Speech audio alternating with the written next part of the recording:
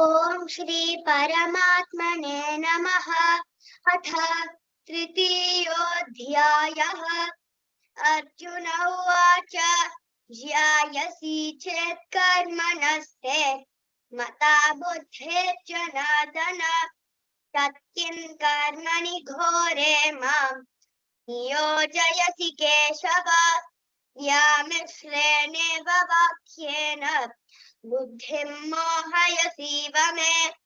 तदेकं वद निश्चित्य येन श्रेयोऽहमाप्नुयाम्। श्रीभगवानुवाच लोकेऽस्मिन् द्विविधा निष्ठा पुरा प्रोक्ता मया नघ ज्ञानयोगेन सांख्यानां कर्मयोगेन योगिनां न कर्मणामनारम्भात् नैष्कर्म्यं पुरुषोऽश्नुते न च यज्ञार्थात् कर्मणोऽन्यत्र लोकोऽयं कर्म बन्धनः तदर्थं कर्म कौन्तेय मुक्तसङ्गः समाचर। सह यज्ञः प्रजा सृष्ट्वा पुरोवाच प्रजापतिः अनेन प्रसविर्यध्वम् एष वस्त्विष्ट आत्मन्येव च सन्तुष्टः तस्य कार्यं न विद्यते नैव तस्य कृतेनार्थः न कृतेनेह कश्चन न चास्य सर्वभूतेषु कश्चिदर्थव्यपाश्रयः तस्मादसक्तः सततं कार्यं कर्म समाचर असक्तो ह्याचरन् परं भावयन्तः श्रेयः परमवाप्स्यथ। इष्टान् भोगान् हि वो देवाः दास्यन्ते यज्ञभाविताः तैर्दत्तानप्रदायैभ्यः यो भुङ्क्ते तेन एव सः यज्ञशिष्टाशिनः सन्तः मुच्यन्ते सर्वकिल्बिषैः भुञ्जते ते त्वघं पापाः ये न च पचन्त्य सन्न्यसनादेव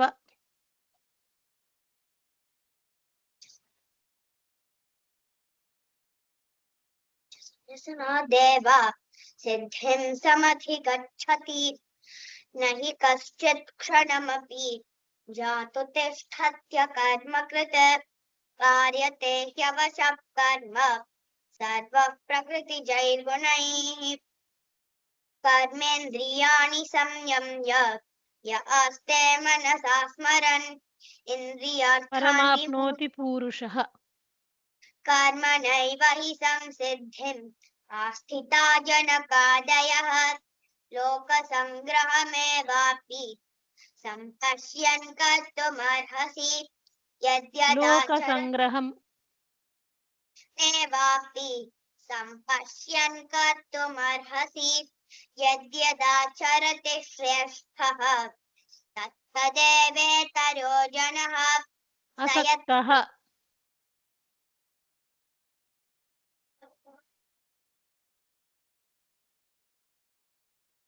What did you say, ma'am? असक्तः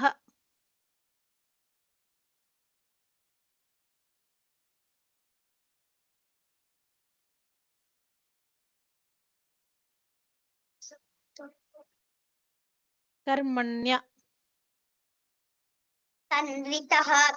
मम वर्त्मानुवर्तन्ते मनुष्याः पार्थ सर्वशः उत्सीदेयुरिमे प्रजाः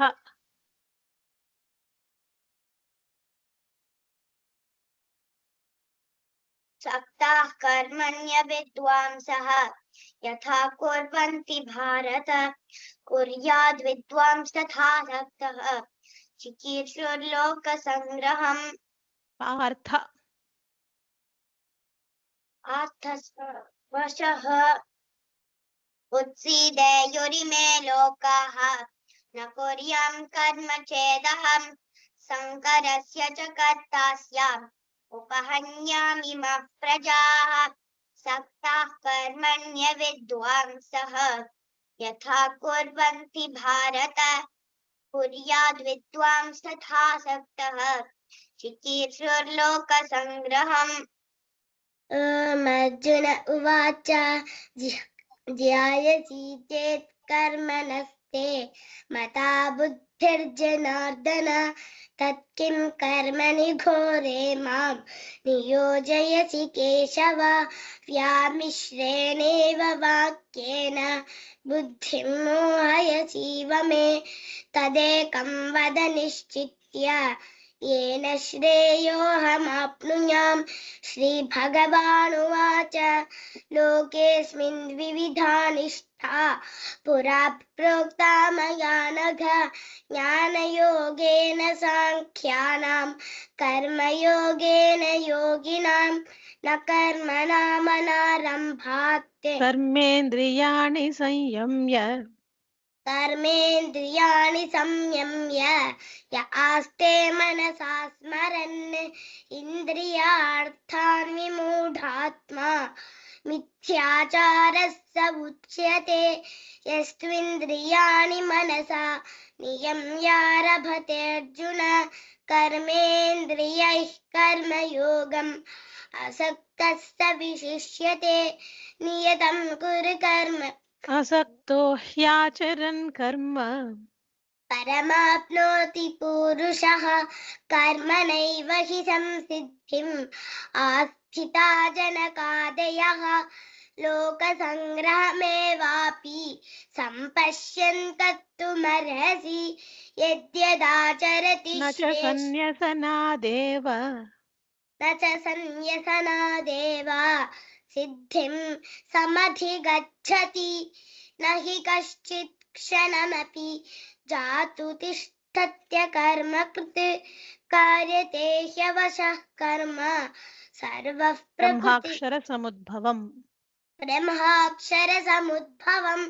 तस्मात् सर्वगतं ब्रह्म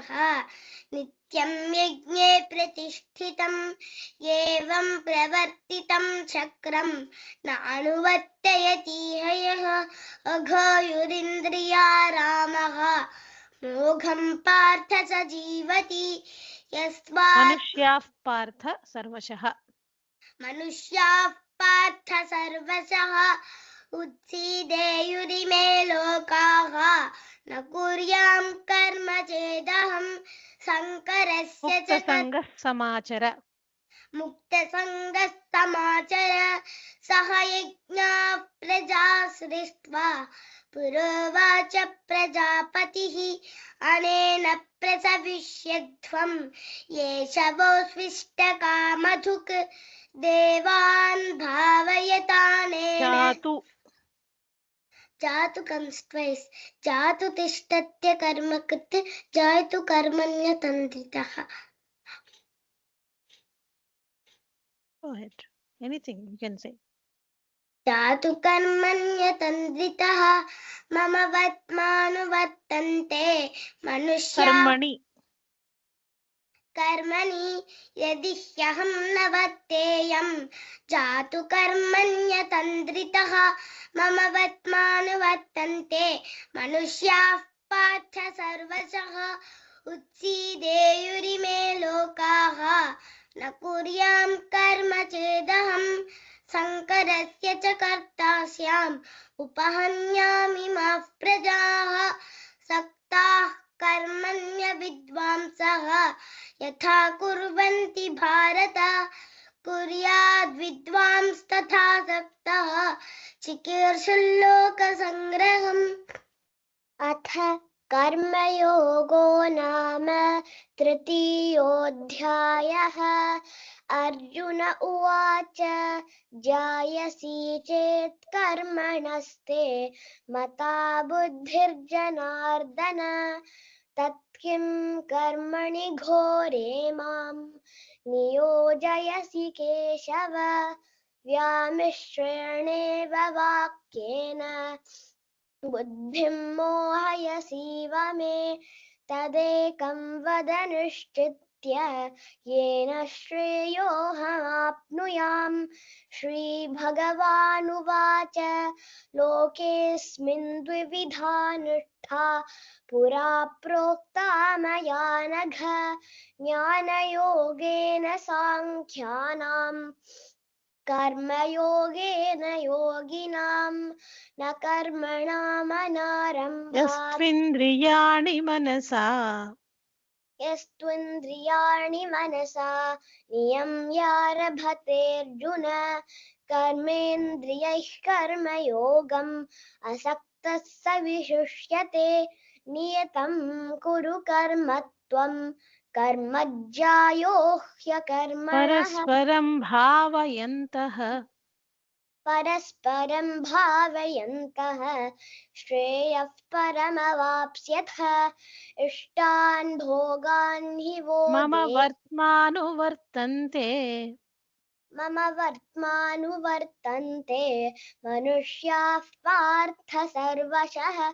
उत्सीदेयुरिमे लोकाः नियम्यारभते अर्जुन नियम्यारभतेऽर्जुन कर्मेन्द्रियैः कर्मयोगम् असक्तः स विशिष्यते नियतं कुरु कर्म त्वं कर्मज्यायो ह्यकर्मणः शरीरयात्रापि च ते न प्रसिद्धेद कर्मणः यज्ञार्थ लोकोऽयं कर्मबन्धनः लोकोऽयं कर्मबन्धनः तदर्थं कर्म कौन्तेय मुक्तसङ्गः समाचर सह यज्ञाः प्रजाः सृष्ट्वा सम्पश्यन् कर्तुमर्हसि सम्पश्यन् कर्तुमर्हसि यद्यदाचरति श्रेष्ठः तत्तदेवेतरो जनः स यत्प्रमाणं कुरुते कर्मणि लोकस्तदनु कर्मणि घोरे मां नियोजयसि केशव व्यामिश्रेणे कर्मणि वर्तयेव च कर्मणि यदि ह्यहं न वर्तेयं जातु कर्मण्यतन्द्रितः मम वर्त्मानुवर्तन्ते मनुष्याः पार्थ सर्वशः उत्सीदे मानवः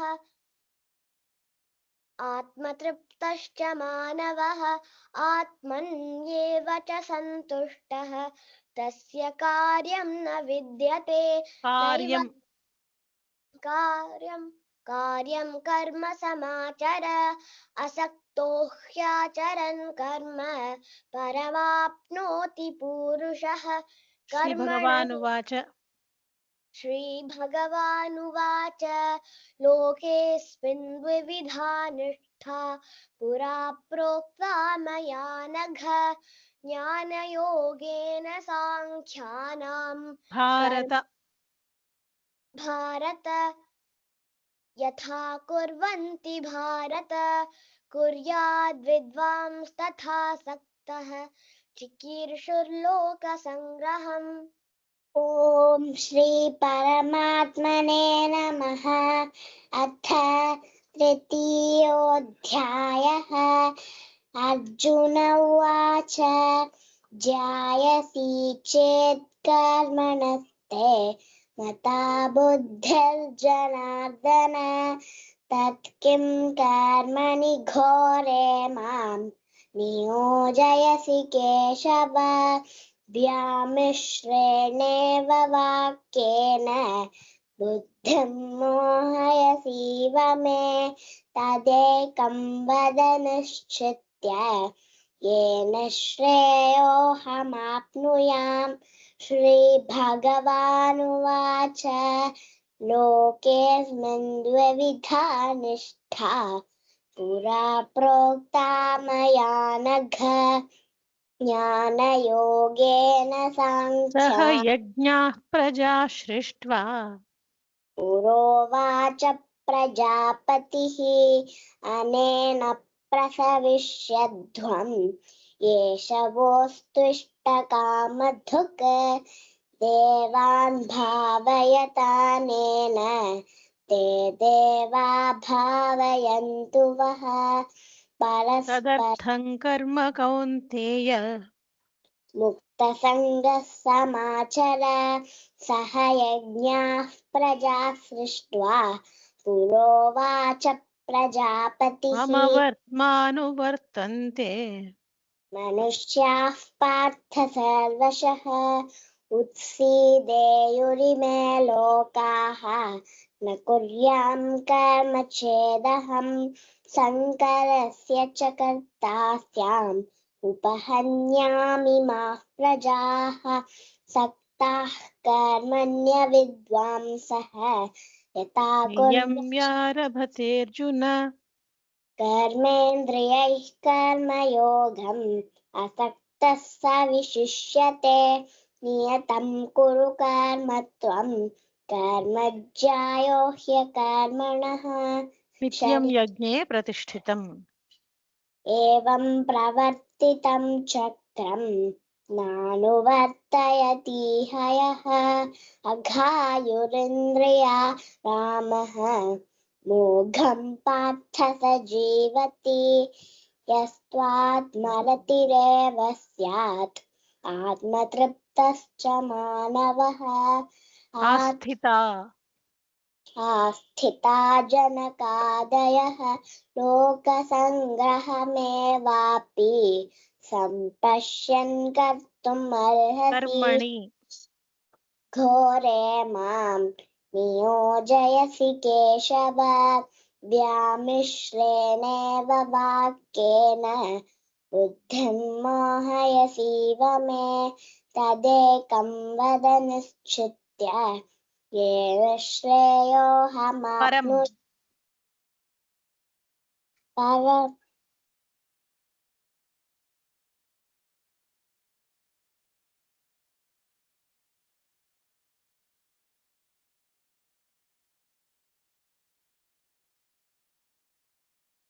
असक्तः असक्तः स विशिष्यते नियतं कुरु कर्म त्वं कर्मज्यायो ह्यकर्मणः जातु तिष्ठत्य कर्मकृत् कार्यते ह्यवशः कर्म सर्वः प्रकृतिजैर्गुणैः तस्मात् असक्तः सततं कार्यं कर्म समाचर असक्तो ह्याचरन् कर्म परमाप्नोति एव च एवं प्रवर्तितं एव चक्रम् च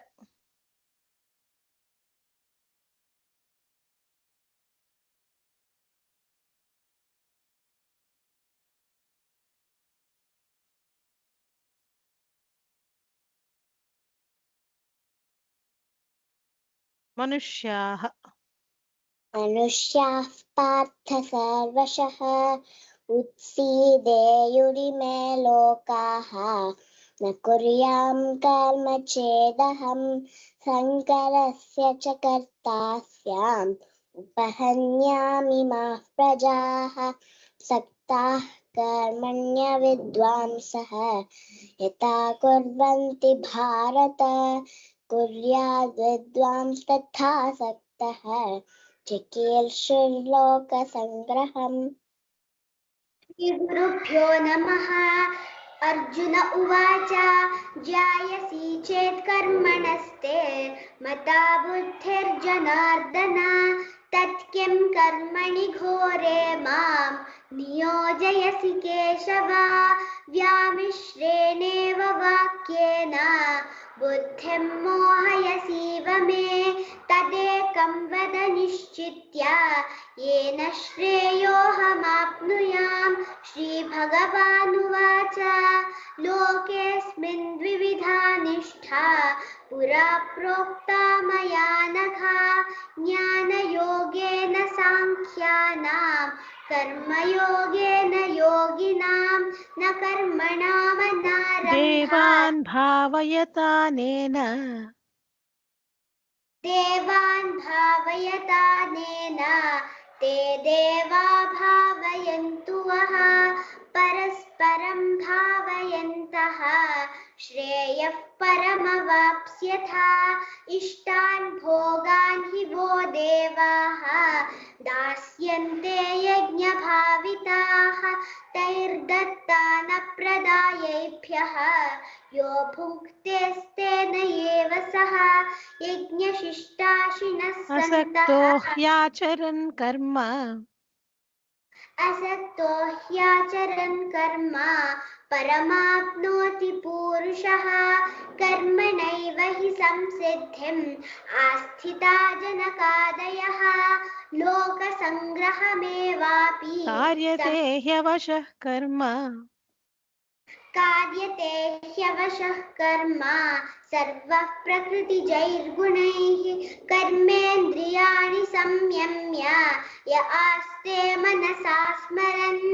इन्द्रियार्थान् जातु कर्मण्यतन्द्रितः जातु कर्मण्यतन्द्रितः मम वर्त्मानुवर्तन्ते मनुष्याः पार्थ सर्वशः उत्सीदेयुर्मे लोकाः न कुर्यां यो कर्म भुङ्क्ते स्तेन एव सः यो भुङ्क्तेस्तेन एव सः यज्ञशिष्टाशिनः सन्तः मुच्यन्ते सर्वकिल्बिषैः भुञ्जते ते त्वघं पापाः ये समाचर समाचरात् असक्तो ह्याचरन् कर्म परमाप्नोति पूरुषः कर्मणैव हि संसिद्धिम् आस्थिता जनकादयः लोकसङ्ग्रहमेवापि सम्पश्यन् कर्तुमर्हसि यद्यदाचरति श्रेष्ठः तत्तदेवेतरो जनः स यत्प्रमाणं प्रजा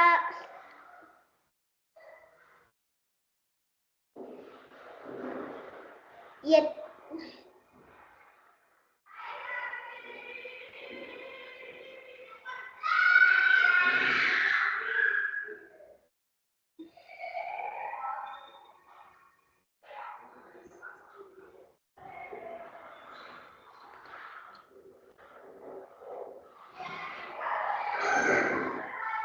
लोकसङ्ग्रहम् लोकसङ्ग्रहमेवापि सम्पश्यन् कर्तुमर्हसि यद्यदाचरति श्रेष्ठः तत्तदेवेतरो जनः अर्जुन उवाच जायसी चेत् कर्मणस्ते मता बुद्धिर्जनार्दन तत्किं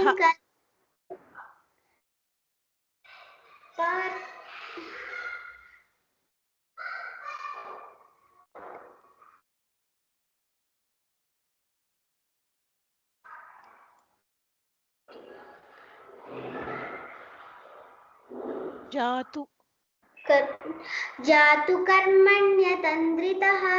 मम वर्त्मानुवर्तन्ते मनुष्याः पार्थ सर्वशः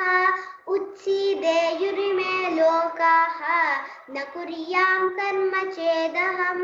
संकरस्य च कर्ता स्याम् उपहन्यामि माः प्रजाः सक्ताः कर्मण्य विद्वांसः यथा कुर्वन्ति भारत कुर्याद्विद्वांस्तथा सक्तः चिकीर्षुर्लोकसङ्ग्रहम् ॐ तृतीयोऽध्यायः अर्जुन उवाच ध्यायसि चेत् कर्मणस्ते मता बुद्धिर्जनार्दन तत्किं कर्मणि घोरेण योजयति केशव ज्ञानिष्ठेनेव वाक्येन बुद्धिं मोहयति ममे तदेकं वद निश्चित्य येन श्रेयोऽहमाप्नुयाम् श्रीभगवानुवाच लोकेऽस्मिन् येहा निष्ठा पुरा प्रोक्ता मया तथा ज्ञानयोगेन साङ्ख्येन कर्मयोगेन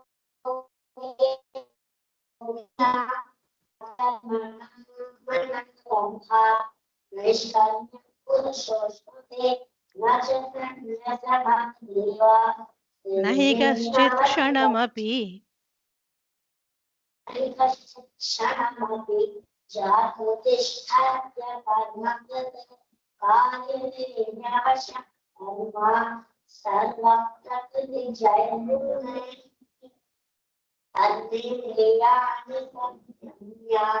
य आस्ते मनसा स्मरन् इन्द्रियार्थात्मा मिथ्याचारः उच्यते यस्मिन्द्रियाणि मनसा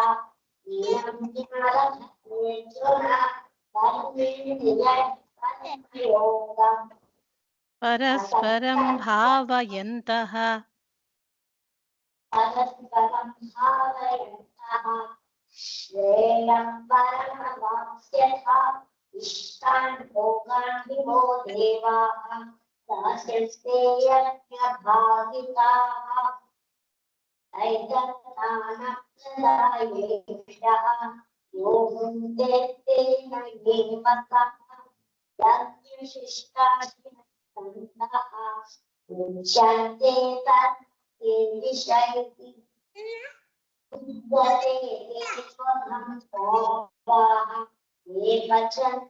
तस्मात् सर्वगतं ब्रह्म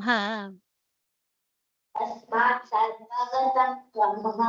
विद्यां यज्ञेन प्रतिष्ठितम् एवं प्रवर्तितं चक्रं नानुवर्तयति न्यायः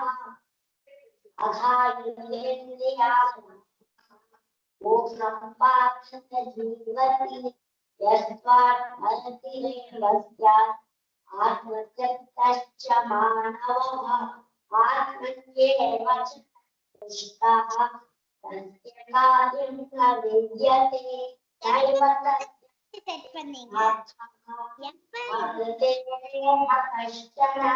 न चाप्यतर्वभूतेषु कार्यं कर्म समाचर कार्यं कर्म समाचर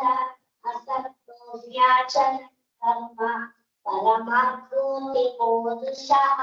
कर्मणैव सिद्धिम् आस्थिता जनकादयः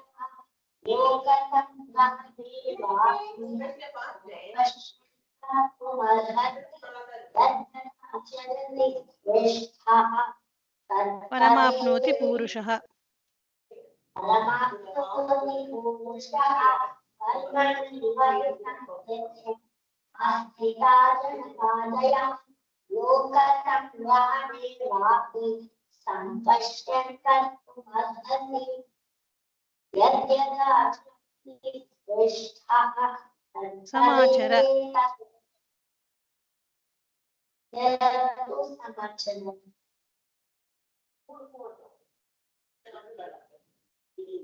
समाचर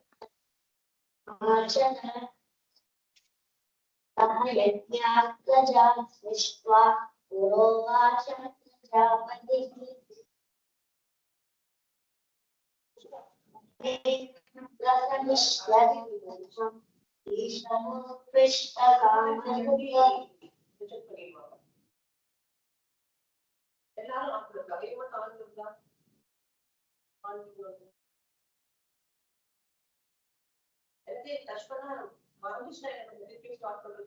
कार्यते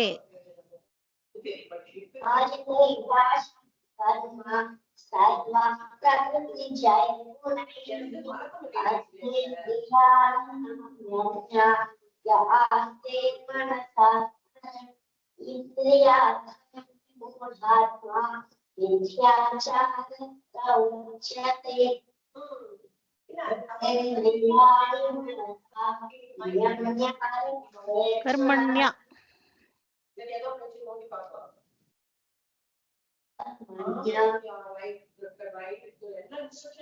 I request the other participants to Daksha to please mute. Daksha.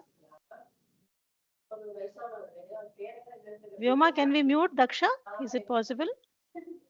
Yeah, yes. Thank you. Sorry. Karmanya.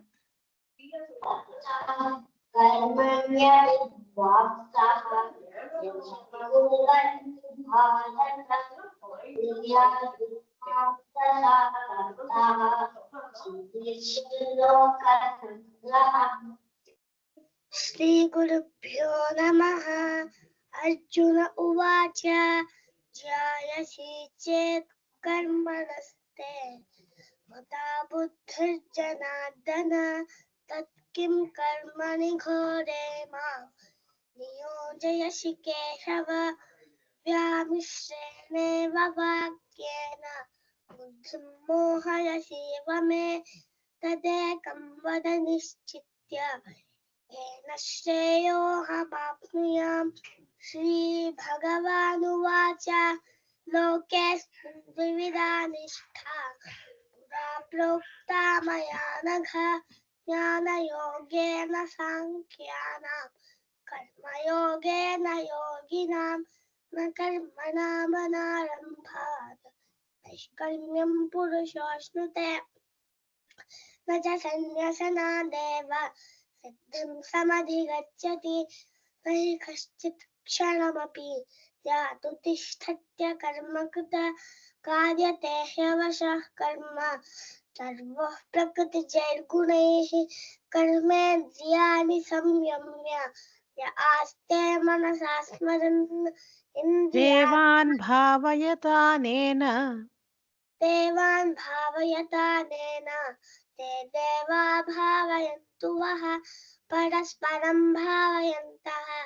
श्रेयः परमवाप्स्यत इष्टान् भोगान् हि वो देवाः दास्यन्ते यज्ञभाविताः तैर्दत्तानप्रदायेभ्यः यो भुङ्क्तेस्तेन एव सः असक्तो ह्याचरन् कर्म असक्तो ह्याचरन् कर्म परमाप्नोति पूरुषः कर्मणैव हि संसिद्धम् आस्थिता जनकादयः लोकसङ्ग्रहमेवापि सम्पश्यन् कर्तुमर्हसि यद्यदाचरति श्रेष्ठः तत्तदेवेति शरीरयात्रापि च ते शरीरयात्रापि जते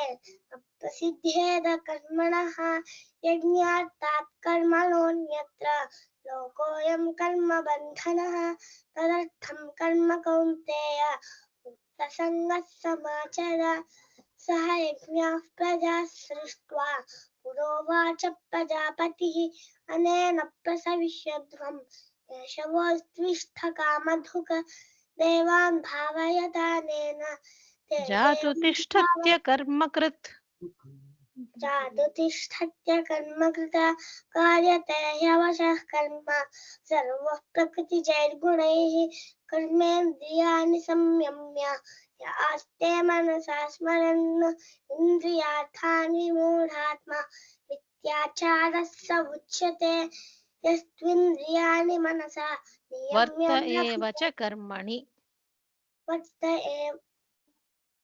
एव च कर्मणि यदि ह्यहं न वर्तेयं जातु कर्मण्यतन्द्रितः मम वर्त्मानुवर्तन्ते मनुष्याः पार्थ सर्वशः उच्छिदेयुरिमे लोकाः न कुर्यां कर्म चेदहं कश्चित् न हि कश्चित् क्षणमपि जातु तिष्ठत्य कर्मकृत कार्यते ह्यवशः कर्म सर्वः प्रकृतिजैर्गुणैः कर्मेन्द्रियाणि संयम्य आस्ते मनसा स्मरन् इन्द्रियार्थान् विमूढात्मा श्रीभगवानुवाच श्रीभगवानुवाच लोकेऽस्मिन् द्विविधा निष्ठा पुरा प्रोक्ता मया नघ ज्ञानयोगेन साङ्ख्यानां कर्मयोगेन योगिनां न कर्मणामनारम्भात्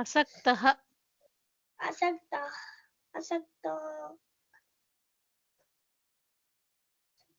असक्तः स विशिष्यते नियतं कुरु कर्म त्वं कर्मज्यायो ह्यकर्मणः शरीरयात्रापि कर्मण्यविद्वांसः कर्मण्यविद्वांसः यथा कुर्वन्ति भारत कुर्याद् विद्वांस्तथा सक्तः नियम्यारभते नियम्य लभते अर्जुन कर्मेन्द्रियैः कर्मयोगम् असक्तः स विशिष्यते नियतं कुरु कर्म त्वं कर्मज्यायो भावयन्तः भावयन्तु वः परस्परं भावयन्तः श्रेयः परमवाप्स्यत इष्टान् भोगान् हि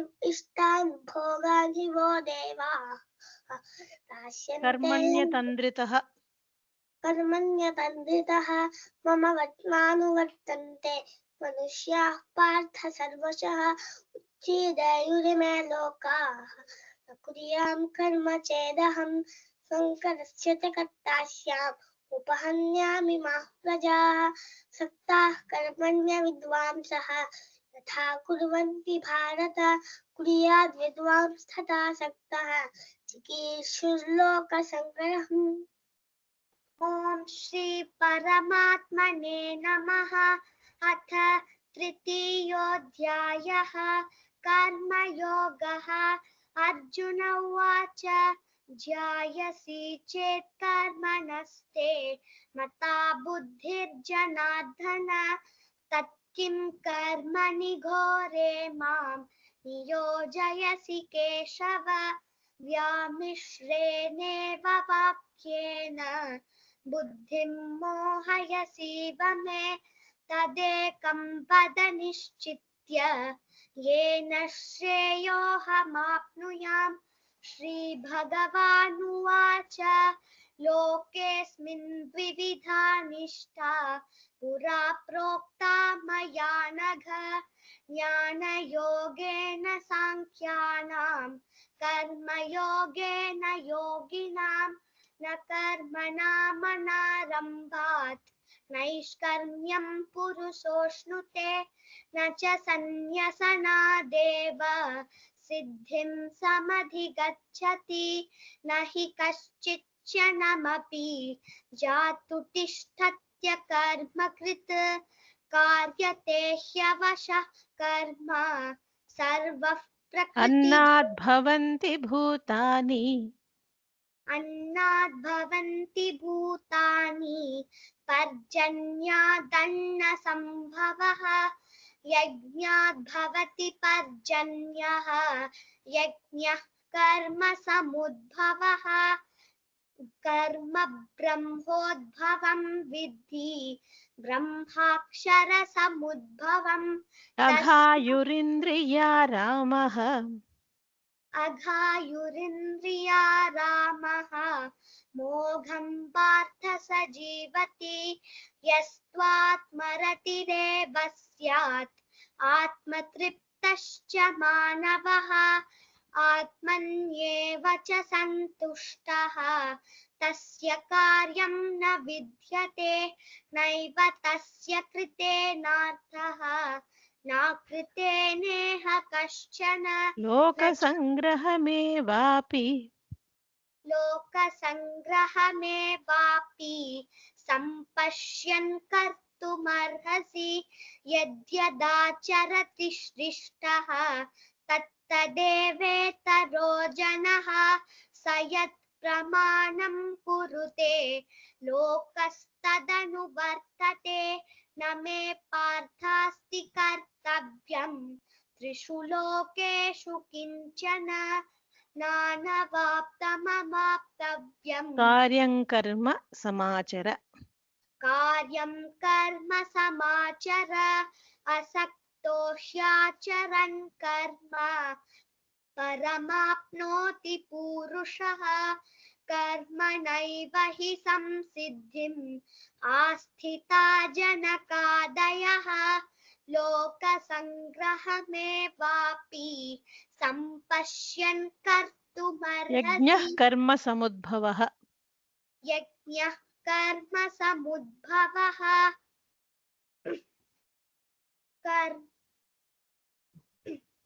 कर्म ब्रह्मोद्भवं विद्धि ब्रह्माक्षरसमुद्भवं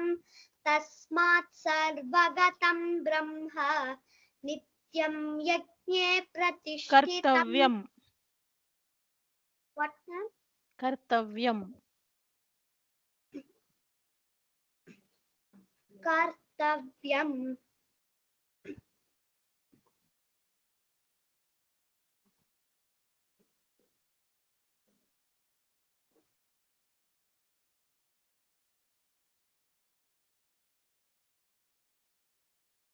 कार्यं कर्म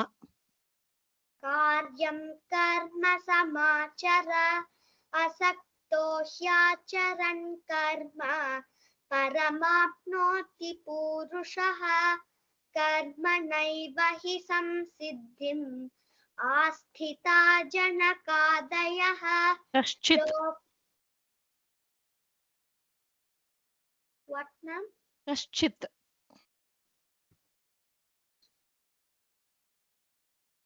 Did you hear me? Kashchit? Yes ma'am.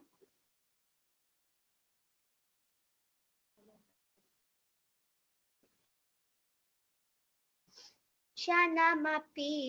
जातु तिष्ठत्य कर्मकृत्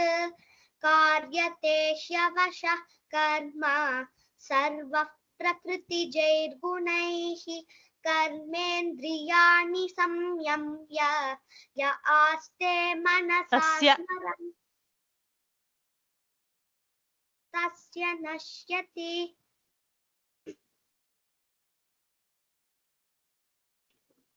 इष्टान् भोगान् हि वो देवाः दास्यन्ते यज्ञभाविताः तैर्तत्तानप्रदायैभ्यः यो यज्ञः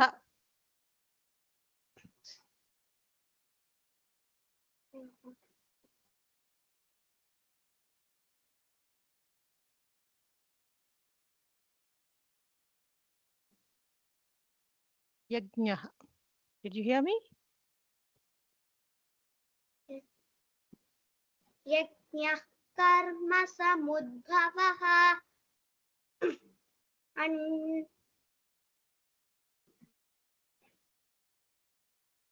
कर्म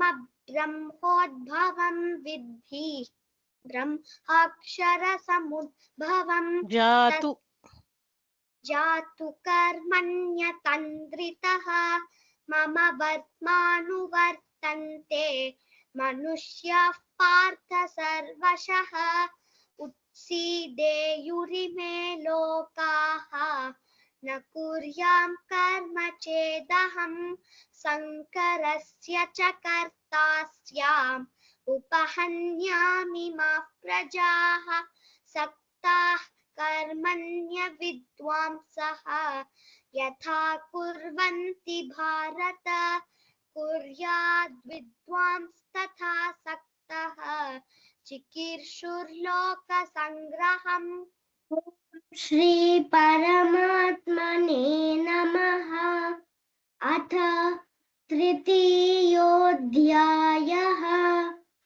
अर्जुन उवाच ध्यायसि चेत् कर्मणस्ते मता बुद्धिर्जनार्दन तत् किं कर्मणि घोरे मां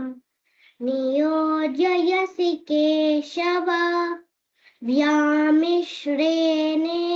वाक्येन बुद्धिं मोहयसीव मे तदेकं वद निश्चित्य येन श्रेयोऽहमाप्नुयाम्. श्रीभगवानुवाच नियतं कुरु कर्म त्वं कर्मज्यायोष्य कर्मणः शरीरयात्रापि च ते न प्रसिद्ध्येद कर्मणः यज्ञात् कर्मणोऽन्यत्र लोकोऽयं कर्म बन्धनः. कर्म कौन्तेय मुक्तसङ्गः इन्द्रियार्थान् विमूढात्मा मिथ्याचारः स उच्यते यस्त्विन्द्रियाणि मनसा नियम्यारभतेऽर्जुन कर्मेन्द्रियैः कर्मयोगम् असक्तः स तैर्दत्तानप्रदायैभ्यः यो भुङ्क्तेस्तेन एव सः यज्ञशिष्टाशिनः सन्तः मुच्यन्ते सर्वकिल्बिषैः भुञ्जते ते त्वघं पापाः ये पचन्त्यात्मकारणात् अन्नात् भवन्ति नाकृते भूतानि नेह कश्चन न चास्य सर्वभूतेषु कश्चिदत्तव्यपाश्रयः तस्मादसक्तः सततं कार्यं कर्म समाचर असक्तो ह्याचरन् कर्म परमाप्नोति पूरुषः कर्मणैव हि संसिद्धिम् स्थिता जनकादयः लोकसङ्ग्रहमेवापि यज्ञः सम्पश्यन्तः कर्म समुद्भवः कर्म ब्रह्मोद्भवं विद्धि ब्रह्माक्षरसमुद्भवम् तस्मात् सर्वगतं ब्रह्म नित्यं यज्ञे प्रतिष्ठितम् एवं प्रवर्तितं चक्रम् देवाः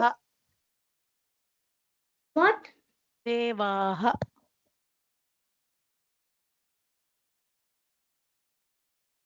देवाः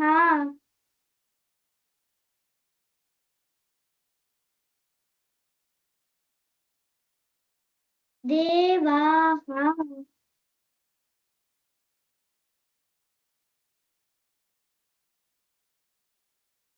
देवाः न कुर्यां कर्म चेदहं शङ्करस्य च कर्ता स्याम् उपहन्यामि मा प्रजाः दास्यन्ते यज्ञभाविताः तैर्दत्तानप्रदायैभ्यः यो मोघम् भुङ्क्ते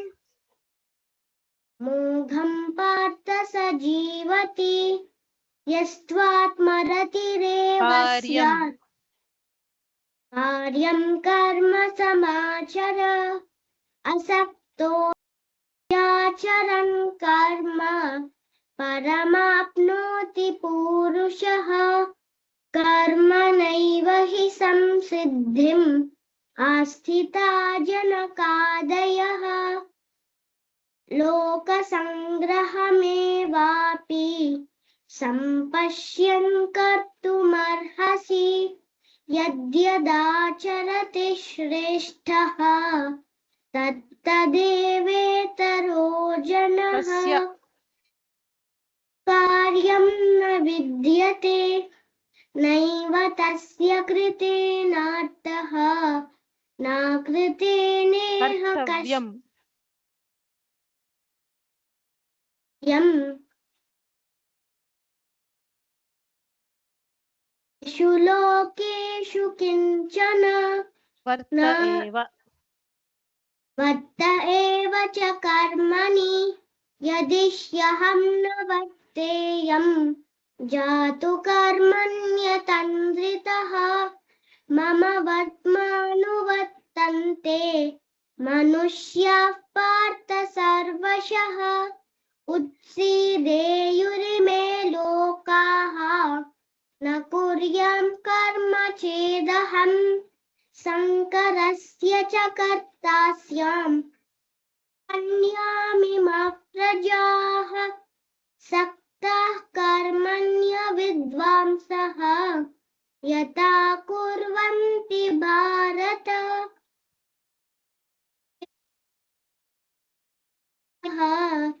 चिकीर्षुर्लोकसङ्ग्रहम्